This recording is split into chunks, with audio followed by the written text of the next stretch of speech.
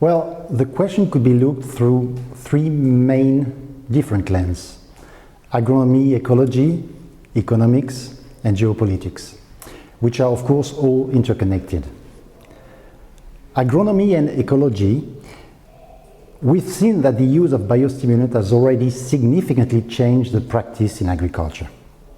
Wherever ag players know about the benefit and the resilience aspect they can obtain against various climate stresses, which are evidently occurring a stronger way in every continent.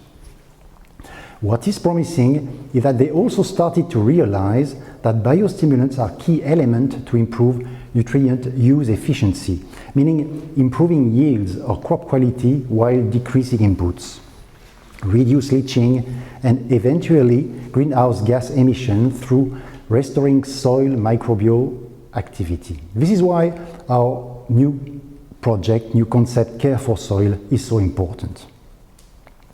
The second lens is economics.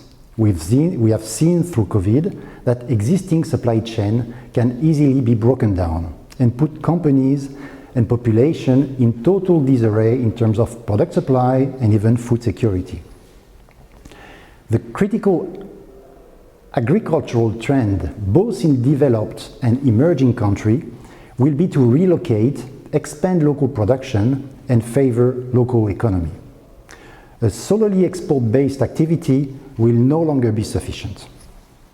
Our ag industry will have to boost local technical teams to support our business partners and help them to make local agriculture segment profitable. Profitable in terms of revenue, in terms of jobs for local population, and food safety. The last aspect will of course be the geopolitical one. We are now realizing with anguish that food insecurity is again a tangible threat in some part of the world. At some stage, we have to be able, as an industry and as company, to conciliate and reconcile values and economic interests. Both can't be disconnected. This is valid for politics and ideologies. What matters in the transition period is the willingness to achieve something. Transition, especially in agriculture, need time and flexibility to be implemented. Ag distributors and food producers expect this conciliation from us. They are expecting us to take care of them. We cannot just let them down by saying, sorry, we have sourcing problems or logistic problems.